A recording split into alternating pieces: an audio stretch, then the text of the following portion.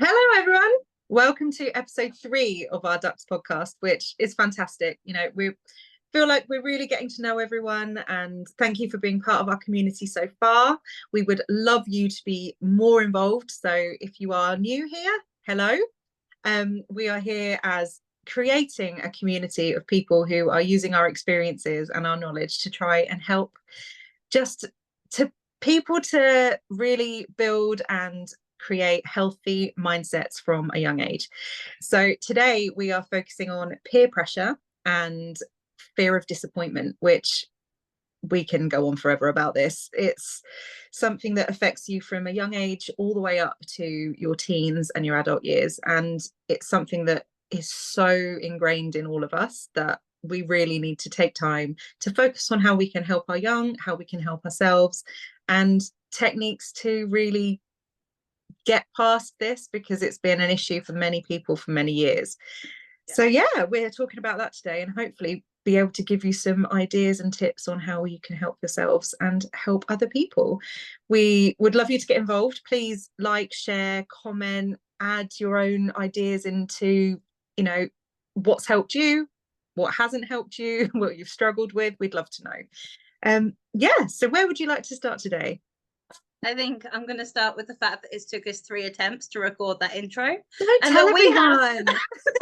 I think it's just brilliant because, even as adults, we're having that fear of disappointment and fear of doing it wrong, and having this peer pressure of having our podcast be a certain way. And, I don't know about you, but I really think it'd be great if children and young people in today's world didn't have to grow up with that kind of that pressure that we put on ourselves. It really has took us 3 attempts to do just the first bit, and with us not having a hysterical fit halfway through will be really really interesting today.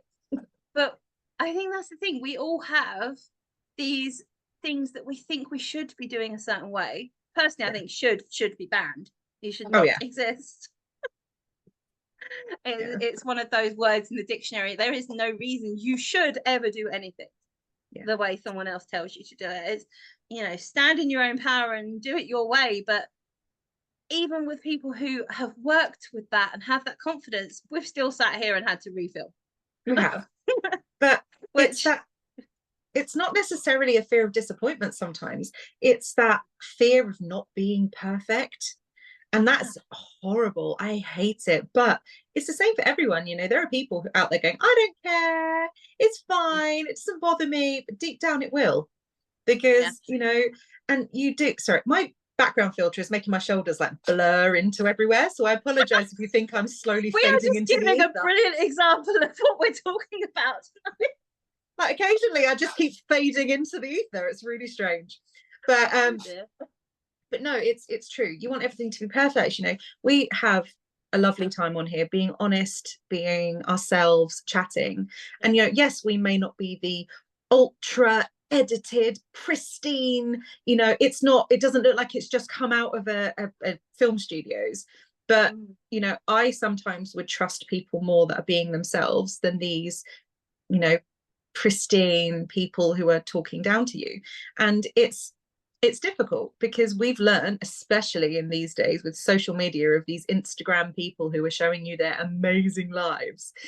I would love to see behind that camera because the amount of people who have tidied a corner of their living room to look amazing, and you turn around and they've just chucked it. I'm not showing you my living room. No, mine's full of child doing some sort of craft project, and I don't want to see. But that's it. And from an adult down to a child, like, we are seeing these Instagram worthy, and I think that's really become what it is. It's these Instagram worthy lives. That's not what life is. Unless you live in a showroom, that's not what life is. And yes, it looks amazing to put it out on your social media and show it, but it's not life. It's like these, again, I'm going to do it, Tracy, I'm sorry, these reality shows. I'm going to go back with real. I hate an air quote. If you don't know what we're talking about, you need to go watch episode 2, because I think I said real about 50 times through the whole episode. But these reality TV shows, where in any of those is that reality?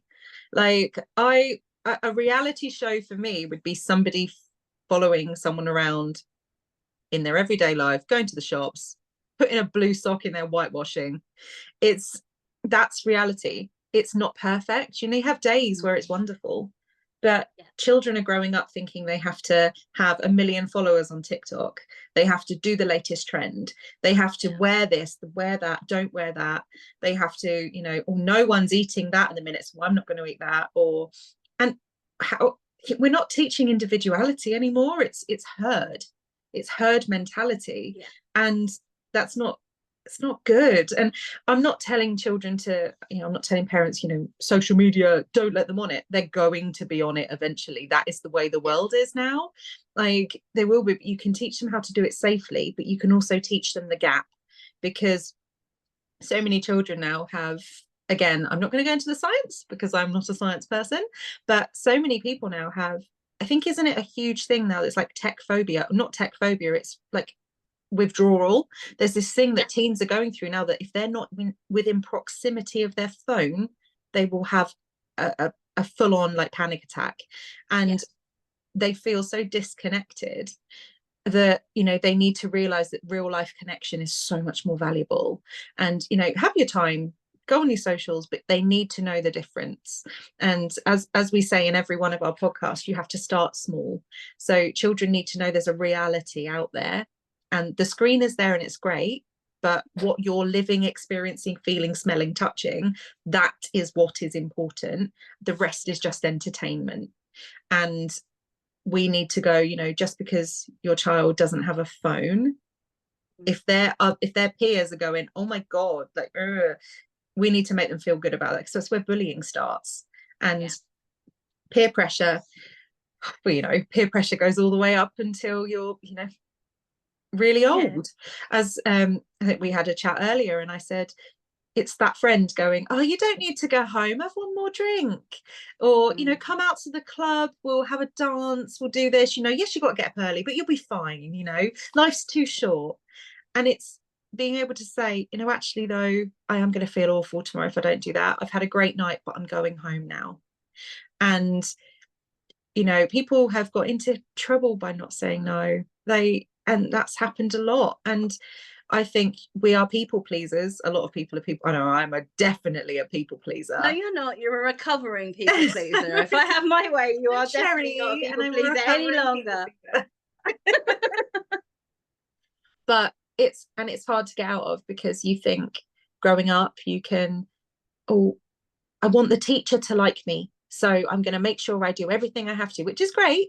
But if you're doing something you don't agree with, or if you're doing something that crosses your own values, then where is the line between doing something you don't want and doing something you believe in? And I think it's, be kind with it.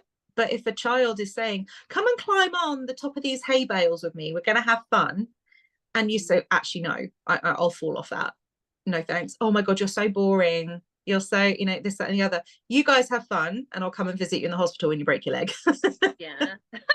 Maybe not the answer to get your child to give someone, but you're right, it's about boundaries and about teaching children, to young people, to have respect and understand that there are people in authority, and that you have to sometimes do things you don't want to do, but that you can also be assertive in that, and you can be strong in your own boundaries and strong in your way, that you can be confident but still have a respectful manner. Absolutely. I think our young people are quite often dumped into situations they have no way of knowing how to react, so they copy everyone around them. And I think that sometimes is where peer pressure can overtake. It's like, I don't know how to deal with this, so I'm gonna let peer pressure push me into something I don't know what to do. So one way we kind of at Dreamweavers, we suggest to help people build boundaries is by role playing it, and looking at situations before you get there, and how they might have different ways of dealing with it. So, for example, like you said, not telling someone that they're going to break a leg off of a hay bale, but but at the same time, having that role play scenario of you're in a situation, you want to say no. How can you say no without triggering everyone else's kind of, the hormones and Yeah. You snap don't have to be answers? And rude. no. Yeah, you don't have to be rude. And it's working out ways of doing it, thanks for asking me to join in. Like, I really don't feel comfortable doing that. I'll sit Yeah. and watch you, I'll happily sit and watch you, or I'll join in the next game. But I'm not happy with that. And we've got, so I volunteer as a beaver scout leader. So we're dealing with 6 to 8 year olds, which are amazing. And you see that all the time. We've got children who, they love the arts and crafts, they love the badges, but they hate any running around games. And you get the children who are, I don't want to play, can I just sit on the bench? And we will never force them. Like, the ones who we know are just that it's not the game they want to play, so they're being a bit like, stubborn, we'll say, come on, if you want to play, you'll join in and we'll do that game later. Then they'll get up and do it. But we've got a couple of children who, their strong forte isn't running, they're a little bit clumsy, they know they always fall over and get hurt, and they ask early on, can we sit out? And we will never force that, because they are putting their boundaries in place. And by not forcing them to do it, they respect us, we respect them, and we say, okay, if you're not playing, you have to sit out though, because you'll get hurt otherwise, because they'll be running into you. And as long as there's that mutual discussion, they will ask us, they're not just grumpy in a corner. And that's exactly how it needs to be. Like, if a child has come up to you and said, I really don't want to do this, ask them why. If they feel comfortable to tell you why, you can then understand it, have a discussion. If they're not comfortable to tell you, then don't really push it, because then that's pushing their boundaries again. It's pushing their comfort boundary. But say, okay, I appreciate that you've been honest with me and told me, like, do you want to give it a go? And if they're really anti it, then say, okay, that's fine, but now you have to listen to me, and this is what you have to do, because you've chosen not to do that. And it's mutual respect. Yeah, it's respecting that they're humans, that they're not just these things that you can boss around, and they're humans, they're living beings. And I think sometimes that gets lost in translation. It really not does. Not so much now. I think as we, coming forward generations, we are getting better at listening to our children, and and positive parenting and all that is a really big thing. And giving children room for their validation and building knowledge of what their boundaries are, and not what just your boundaries are that you put on them, is starting to really take off. And I think that's absolutely amazing, that we can focus on children recognizing themselves for what they're good at, and really, not replacing negative things of I let everyone down with I did my best. And we're starting to do that more naturally as the generations are going on, but it needs to be even more that we don't need to beat our children up verbally no. or physically, or anyway. We do not condone violence. No, we do not condone violence on any kind of level. But you don't have to go verbally beating someone up to be assertive. No. You can have those boundaries and set realistic expectations of yourself. Not every child wants to do, jumping off a hay bale. We're just going to keep going back to the hay bale, aren't we? It's going to be there. Needle in a haystack. Oh God, no, not the sayings, Cherry. She's why? Back again. Why? Why are you doing this to me? I know, but it's something that everyone can look forward to. So, our lovely listeners, every week there'll be a hidden random saying that Cheryl will bring into the podcast. Not she so hidden, because I literally go, oh no, every time she does it. Just pops up. But no, it's strange, because there is a difference. Obviously, there's a difference between the uncooperative children who don't want to do it and will not explain it. They're being stubborn, obviously, but they are still developing, they're still feeling, they're still maybe they haven't quite got hang of how they feel. If they don't want to do something, they go straight to anger. And obviously they then need to, yes, it's easy enough to go naughty corner, sit there, you didn't do what I say. And the whole adult child dynamic is then, this teacher doesn't listen to me, this adult doesn't listen to me. Instead of going, the trouble is, I heard recently, obviously there's the big gentle parenting movement, which you know, it works for some people, it doesn't work for others. And I heard someone the other day saying we're raising these cotton wool kids who have had, and I hate that word, the ones that have been so wrapped and so coddled that they're now coming into the world thinking, if I get this wrong, either it's one way, it's either I've never got anything wrong in my life because my parents have never let me get anything wrong, so they then don't know how to deal with it, or they don't try anything because they're terrified.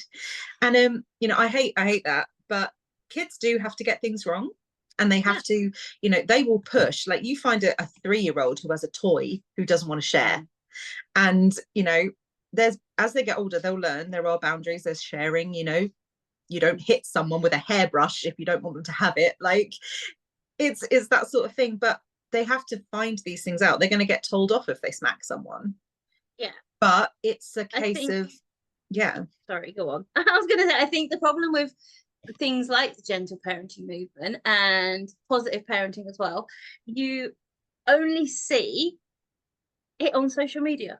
You don't actually understand what it is. I don't think anyone understands what it is. How many people who practice gentle parenting have actually looked at the proper books and the kind of the actual guidance? And I know the person who created gentle parenting has written guidance on how to do it with teenagers and how to do it with young children, and it doesn't, I think it's like these podcasts, we're not aiming for every family and every child. It won't always work. It just won't work with every life.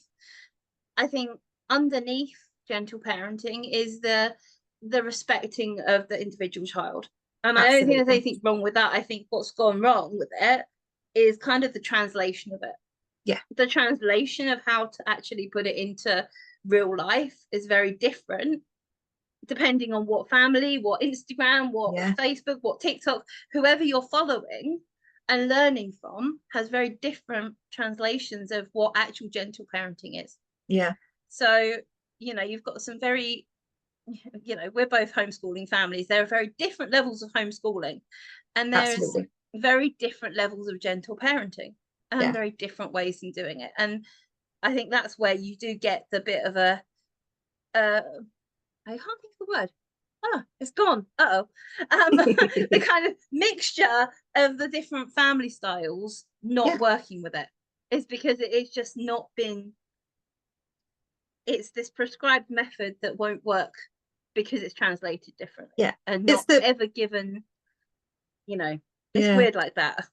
It's the same with everything. You know, if gentle parenting is for you, amazing, try it.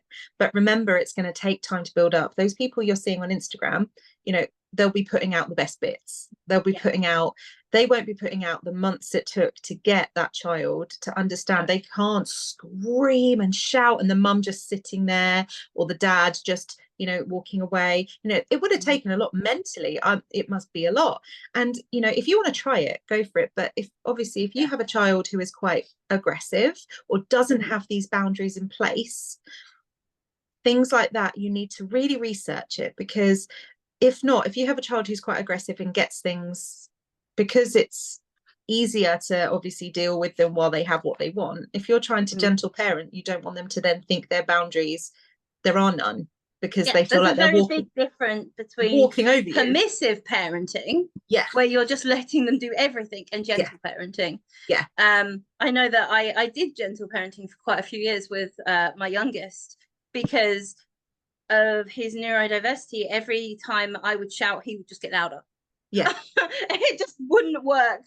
You know, it was when I was still learning how to parent at that point in my life, it was a good guideline for me, but not all aspects of it worked. So I just took and picked and chose what worked. But there is a very big difference in gentle parenting and permissive parenting, which I think a lot of the time people completely take one and replace it for the other. It drives me a little bit balmy with that one. Because they haven't done the research. Because they haven't looked into it and they haven't personalized it and made it work for their family. But anyway, we need to head back into track. We will. Off course here. But no, so those boundaries are so important. And you know, as a 36-year-old person, I realize that my boundaries have been shot over the years, as we've said previously, or was it today? Yeah, it was just now. Oh my goodness, I'm forgetting. You know, I class myself as a people pleaser, but I'm now getting better. But it's so easy over the years. Like if you've been through situations where you hate conflict, or you've been through a damaging relationship, or you've been in a household that was very domineering, you know, you might become someone who says yes to get through things. And, you know, I'm going to say yes. I'm going to just say yes. If they want it, you know, which will help in that split second. But all it does is teach other people that your boundaries are low, and they can. I always see a boundary as literally a fence around you. And if your boundaries are low, people are going to jump your fence. They're going to get to you as soon as they need something, or as soon as they want something, and then you can't build that fence up once they know they can jump it, because they'll keep trying. So it's difficult, especially when you have been a people pleaser, or if you're someone who always says yes, to then stop is really quite tough, because you have the people coming at you, and where you normally say yes, you're like, yeah, it's that mixture of fearing disappointment and also having a fear of conflict. Yeah, you know, because quite often when people are fearing disappointment, it's not even the disappointment that they're fearing, it's the reactions of the other people and the conflict it might create, and not knowing how to deal with that. Or you know, it's not just fear of disappointment, because yes, that is a huge thing, you know, especially where we are in schools and you're trying to keep your teacher happy, your friends happy, your parents happy. You've got all these people that if they're disappointed in you, that hurts. Yeah. But it's also the fear of consequences and the fear of what's going to happen next. You know, if I disappoint my parents, are they going to take something away? If I disappoint my school, am I going to be put into isolation? If I disappoint my partner as I get older, am I going to have, you know, we've both been in domestic violence situations, so there's that trying to keep yourself safe. You know, there's so much fear in there, and it's how you tackle that. Yeah, and also fear of the uncomfortable. Like, it's people don't really think how much some of these things are just because you don't want those uncomfortable conversations. You don't want that uncomfortable feeling in your stomach that you know the person who you've always said yes to, you're going to say no, and they're going to be, why? Explain yourself. Tell me. And the feeling, like even now I'm like I, you know, don't puke on me, Jerry, don't puke on me. No, but it's exactly that. It's telling somebody no and putting yourself first. Like I often say, like when I speak to myself, I don't speak to myself in a very nice tone, and I sit there going, I should be treating myself like a best friend, because you are the only person you are going to spend 100% of your time with. And if I would, like, if one of my friends were to come up to me, or if my daughter, if she'd come up to me and say, oh, somebody at Scouts today asked me to do something and I really didn't want to, I didn't want to let them down, so I said yes, I would be first going, oh my God, no, put yourself first. Do I do that? I do now, but not. I was going to say, you better be. But it's amazing how we look, the advice we give to others, unless you have worked very hard on it, you'll often not do the same yourself. And how are you giving a good not inspiration, how are you giving good, what's the word? It's gone. It's you this time and not me. No, the last 2 episodes it's been me who's forgotten any words, so basically, I'm glad it's you. You're not showing your children what you're trying to teach them, because if you're telling them to stand up for themselves but you're being walked over, they're going to see that and go, I want to learn from this person, they're my parent, I love them. Exactly. You're this role model and you're letting everyone walk over you, so what is that your kid's going to do, you know? And like you've just said, the most important thing to work on with yourself and with children is that inner voice, because it is there with you all the time. There's, you know, and if you spoke to someone or someone spoke to you the way your inner voice speaks to you, you'd probably want to really not be very impressed and friends with them. Absolutely. Like, You know, I do so think that sometimes I would not be friends with my inner voice if they were outside. I would not be friends with the voice in my head. That's a different podcast. That's definitely a different podcast. But that is kind of one of the ways we can start combating this fear of disappointment and this wanting to cave into peer pressure, is by really strengthening ourselves, strengthening that self-compassion, strengthening that mindfulness, and being aware of what we're thinking and how that is valuable to us. Yeah. You know, not thinking, oh, they like that, but do you like that? Do you like what you're doing? Do you want to do it? Is there a reason for you to say yes? Yeah. It's okay to say yes as much as it's okay to say no, as long as there's a reason for it and something you really value, not just because you're avoiding conflict or avoiding disappointment or avoiding what you consider to be disappointing for other people. Absolutely. Because quite often people don't give two flying figs. I didn't have to put a duck sound on top of it.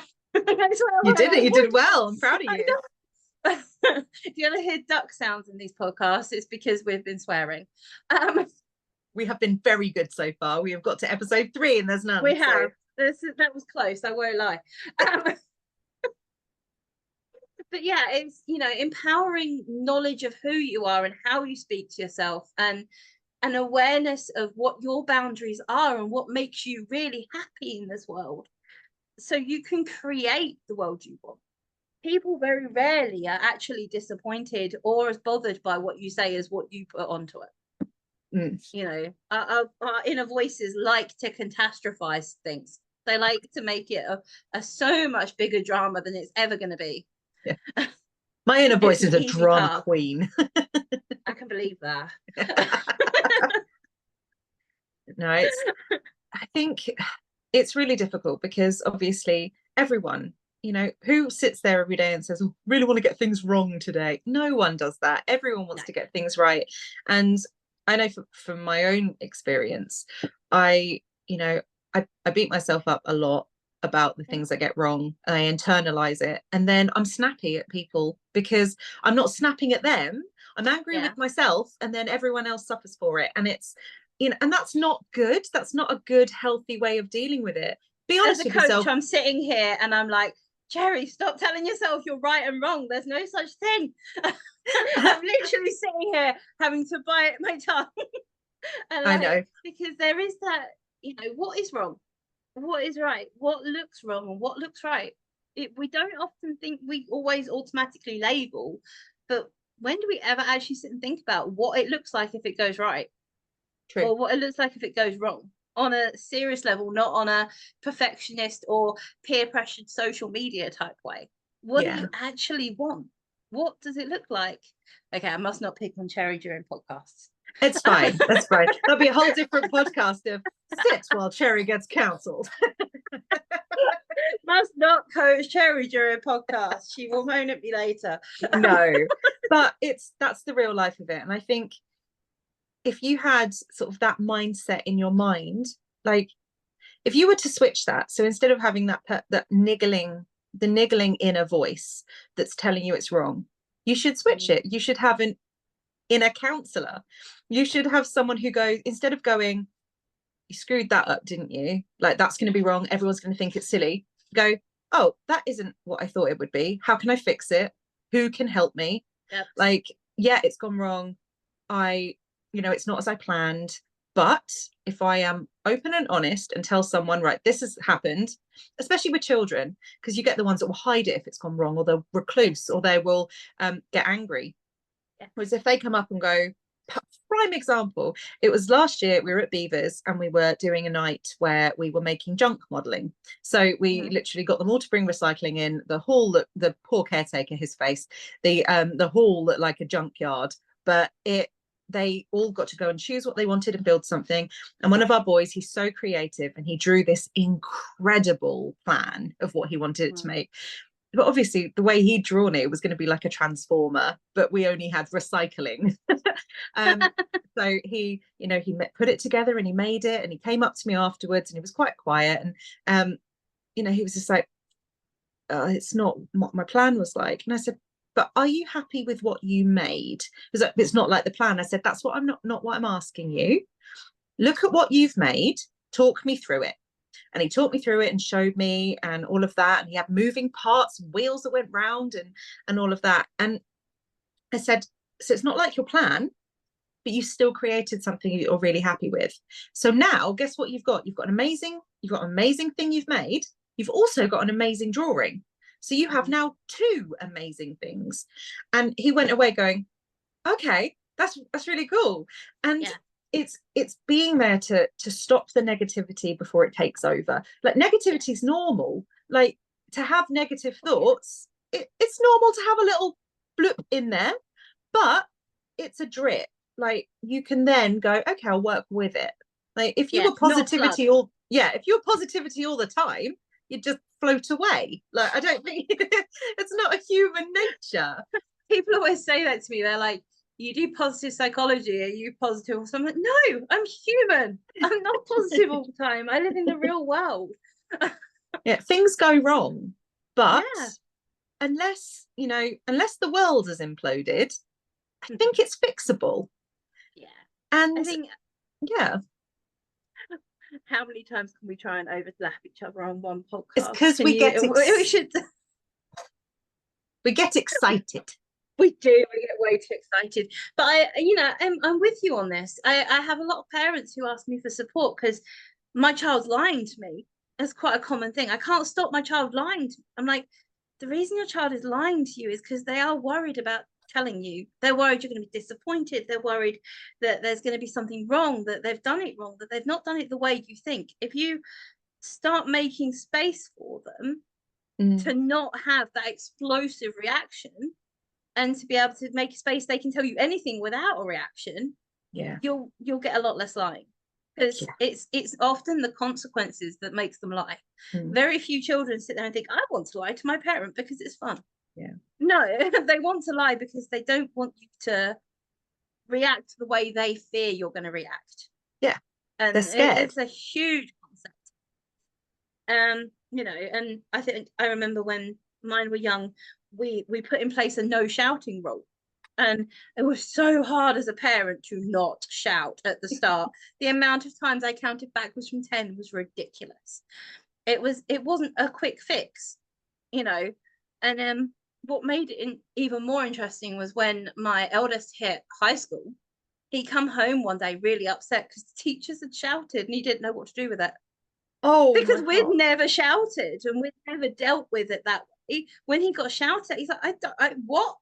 I don't know what to do. He was going to have a conversation with the teacher and they'd shouted at him and he didn't know how to deal with that. So we had to have this whole conversation about, okay, not everyone is going to be open to communication the way you do. You need to work with their communication too. And that was a gentle parenting moment. Like, he didn't know what that at all. But it's quite interesting to see how they learn to cope with things like that. Absolutely. And I've been completely off track. No, I've left the track behind. Not at all. I actually think it loops back in really, really well. I was going to say that obviously using that as an example with the teacher shouting, it's different to how you do things at home. With my own daughter, I've said so many times that the only person you are in control of is you. You can't control what other people are doing. And I said, in the end, if you know your boundaries, your values, who you are, you can't control what other people are doing. If their values are different, it's fine. That's their values. I said, if you know yours and you are set in your ways and you know it, obviously everything is open to change. You never not listen to people. But if you're setting your boundaries and your values, let other people do their own thing. You can't control anyone else and you wouldn't want to. And, the amount of times she'd come home from school when she was younger, this person did this and I would never do that. And I was like, okay, so remind me again, who did it? And she was like, them. I said, did you do it? No. Okay. So you didn't do it, but it made me sad. I was like, okay, well, let's deal with that. So we dealt with how it made them feel and whatever. And I said, okay, in the end, so you didn't like that. So remember, if you ever go in a situation where you might do that to someone else, remember how it felt. And it's a case of turning. I like to put a positive spin on anything, even if it's really negative. And it's those boundaries. It's teaching a child that you can't force your boundaries onto other people. You have to respect where their lines are. If they're a child who doesn't like running and you're playing a running game, don't be offended they don't want to play. That's just their boundary. If you It's such a hard lesson for them to learn, though, especially when there are things like bullying involved and stuff like that, and peer pressure. And it's such a hard lesson to learn that you can't control what these people who are hurting you are doing. It's oh, it's so hard. It's like I said, we're running out of time. But no, it's fine. But it just shows that you know, it's something that as small as being able to say no with a reason goes all the way up to adulthood. And you know, it sounds really little when you say it like that, but if you can establish early, I think that's one thing that will always be a running theme in all of our work, especially with Dreamweavers, but in our lives. It's so true. If you can get early preventative measures help children to learn early, so if they come across something in their future life, they've got those tools. They know it. And if they know about boundaries when they're really young, you know, they know this is what they're happy doing, that's not. When they get older and they maybe get them pushed a little bit and they're going, well, I'm being a bit adventurous, I might try it. But they still have those boundaries and they go, actually, you know what? No. And I'm happy with that. Definitely. I think we should give our listeners a challenge. Are you ready, people? You're going to join in with this one. I think we should give them the challenge to say no to something that they really don't want to do, but they've been kind of avoiding saying no for it. So have a think about it, set yourself a boundary, and then stick to it. And then come and tell us. We want to hear. We'd love to know. We want to hear where this boundary is. I think quite often when my clients come back to me and go, oh my God, this has made such a difference. I can't believe how much of a difference this one boundary has made. It's really uncomfortable for me and I'm struggling with it.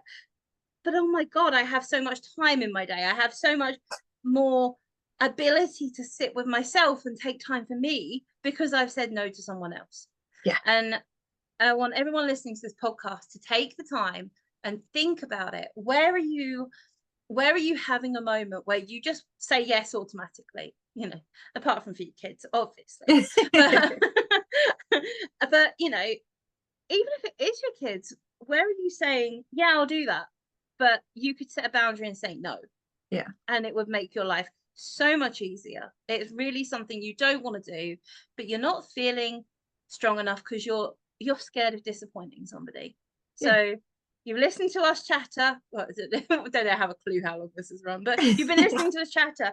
And now I want you to stand in that. Stand in this space where you can understand that this fear of disappointment is so much bigger than it needs to be. And you can put that boundary in space and really have that place for yourself. And I really want to hear about it. So make sure you drop over into our Facebook page or any of our social media at Dreamweavers and tell us, because we want to hear how your boundary setting is going and how you are smashing that fear of disappointment, because you don't need to sit in that anymore. You can leave that behind. You do not need to go there. It's not needed. You've got this. And there, I've gone right into coach mode now. I love it. That's it. Coaching's took over. It's a occupational hazard. Right, we are wrapping up for today. I hope you've enjoyed this as much as we have. We absolutely love filming these and cannot wait for the next episode. Not that we have a clue what it's about yet, but we'll get there closer to the time. If you haven't yet done so, please like, subscribe, check in, and check out our Dreamweavers memberships, because we have a lot more podcasts available on there, going so much deeper than what we can manage in the short episodes on here. I think that is it for us. Cherry, got anything to add, or have I managed to cover it all? You've covered it all. Just thank you for joining us, and we can't wait to hear how your little saying no challenge goes. We'll see you all soon. Take care of yourselves. Bye. Bye.